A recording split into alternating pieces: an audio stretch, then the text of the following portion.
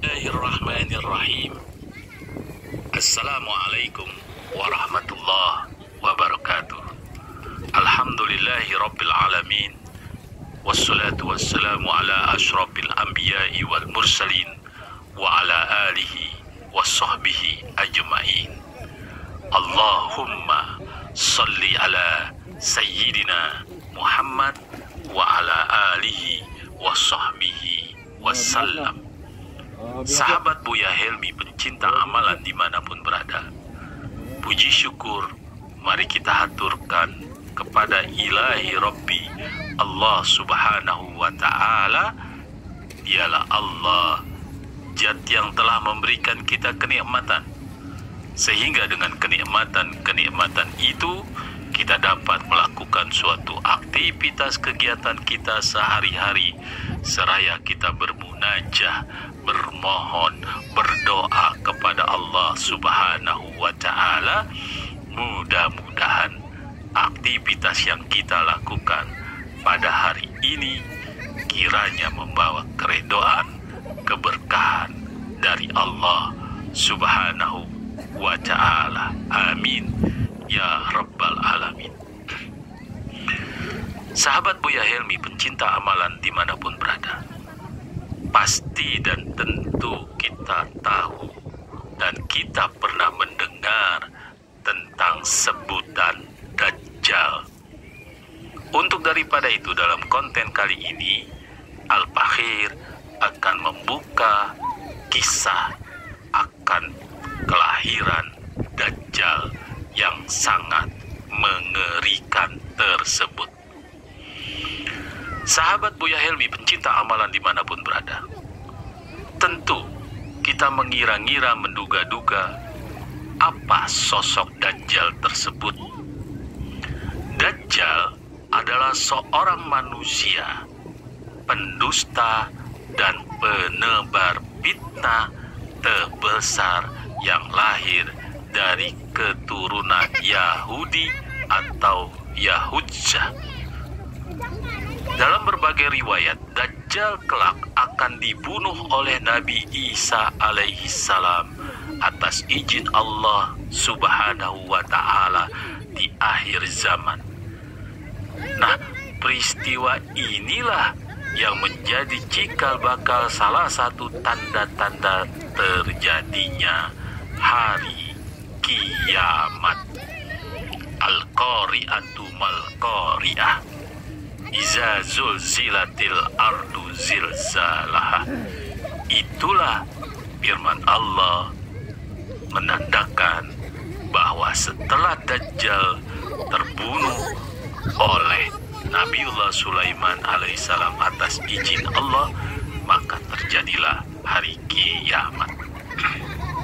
Sahabat Buya Helmi, pencinta amalan dimanapun berada, jadi Dajjal itu bukan jin ataupun makhluk lain, tetapi ia adalah manusia yang ditangguhkan ajalnya seperti halnya Nabiullah Isa alaihi salam.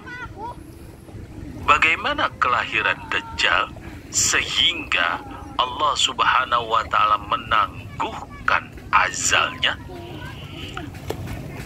Sahabat Buya Helmi, pencinta amalan dimanapun berada, Dajjal lahir di negeri Samaria, suatu negeri kecil di Palestina, warisan dari Nabi Sulaiman alaihi salam. Negeri Samira ini berasal dari nama seorang dari Bani Israel, yaitu Musa Samira. Siapa itu Musa Samira? Musa Samira adalah pembuat patung berhala sapi emas. Ia pengikut Nabi Musa alaihissalam yang kemudian sesat dan merupakan tokoh kafir yang disebut di dalam Al-Quran. Dajjal lahir dari seorang ayah dan ibu keturunan Yahudzah atau Yahudi yang 31 tahun mereka tidak dikaruniai anak. Ketika lahir, Dajjal menjadi anak yang paling menyengsarakan kedua orang tuanya, sebagaimana yang digambarkan oleh Rasulullah Sallallahu Alaihi Wasallam. Rasulullah Sallallahu Alaihi Wasallam beliau bersabda, ayah dan ibu Dajjal itu melewati pernikahannya selama 30 tahun tanpa melahirkan satu anak pun. Kemudian lahirlah dari mereka seorang anak laki-laki yang buta sebelah matanya. Ia menjadi seorang anak yang paling berbahaya dan paling sedikit manfaatnya bagi kedua orang tuanya dan bagi umat manusia. Kedua matanya tertidur, tetapi hatinya tetap terjaga. Keluarga Dajjal, ayah dan ibunya adalah penyembah berhala. Mereka menyembah berhala berbentuk sapi betina. Sahabat Buya Helmi pencinta amalan dimanapun berada, menurut Dr. Isa Daud dalam sebuah bukunya Kemunculan Dajjal di Segitiga Bermuda, Dajjal lahir 100 tahun sebelum kelahiran Nabi Musa alaihissalam. Anda harus tahu hal ini, bahwa Dajjal sudah lahir 100 tahun sebelum kelahiran Nabi Musa alaihissalam. Ada yang menyebutkan cikal bakal Dajjal lahir dari nama Musa Samiri, ia pembuat berhala sapi emas. Dajjal pada masa kecilnya menyengsarakan kedua orang tuanya.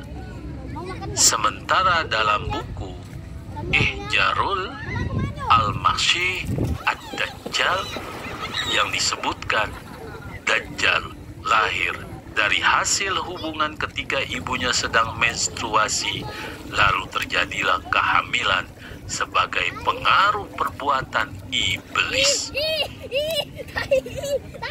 Dikisahkan pada malam yang menakutkan diiringi hembusan angin dan hujan lebat, pasangan suami istri itu mendengar suara dari patung sapi betina emas yang mereka anggap sebagai Tuhan. Mereka kemudian, patung tersebut berkata mereka akan melahirkan seorang anak. Karena apa? Karena setan mengetahui keinginan suami istri itu mendambakan seorang anak laki-laki. Karena itu setan memperdaya berhala itu seakan-akan memberi karunia anak dan meminta korban sesembahan. Demikianlah itu cara setan menipu daya manusia.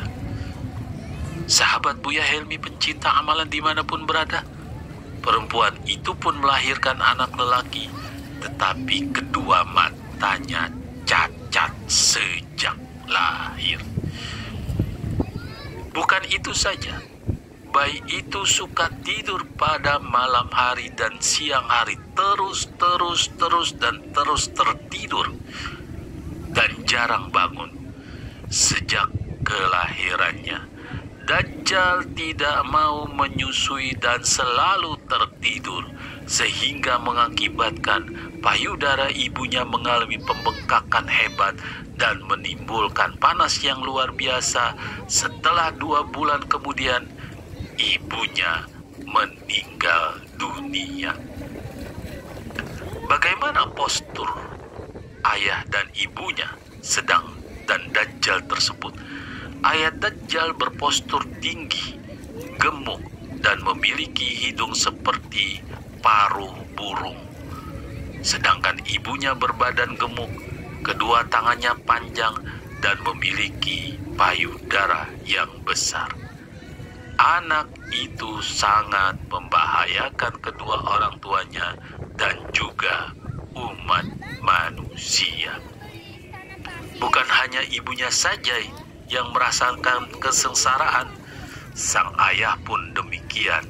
Adapun kesialan yang dibawa Dajjal bagi ayahnya ialah setelah kira-kira 4 tahun Dajjal hanya diam dan tertidur sejak kelahirannya, Pada suatu malam Dajjal itu bergerak merangkak seperti balita.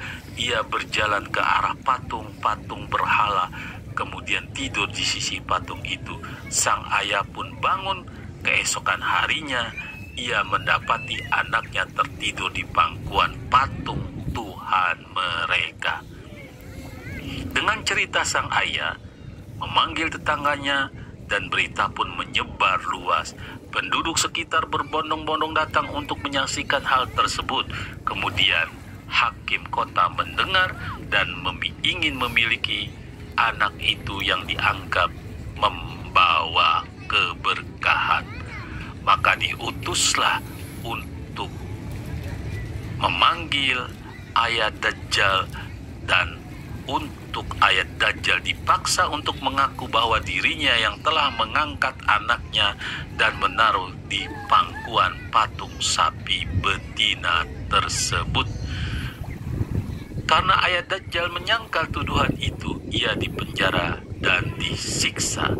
Sementara Dajjal diambil oleh hakim dan dirawat dalam istana. Dalam menghadapi siksaan di penjara, ayat Dajjal tidak kuat sehingga ia terpaksa mengakui kebohongan itu. Setelah ia mengaku, ayat Dajjal pun diusir, dan di pertengahan jalan keterasingannya, ayat Dajjal meninggal dalam penderitaan. Sahabat Buya Helmi pencinta amalan dimanapun berada, setelah berada di dalam istana kira-kira 1 tahun 1 bulan, negeri Samirah dilanda bencana dahsyat. Allah Ta'ala memusnahkan negeri itu karena perbuatan penduduknya yang menyembah berhala dan maksiat yang melampaui batas. Kemudian Allah memerintahkan Jibril menyelamatkan anak itu dan membawanya ke sebuah pulau terpencil yang terletak di tengah-tengah lautan luas yang disebut Laut Yaman.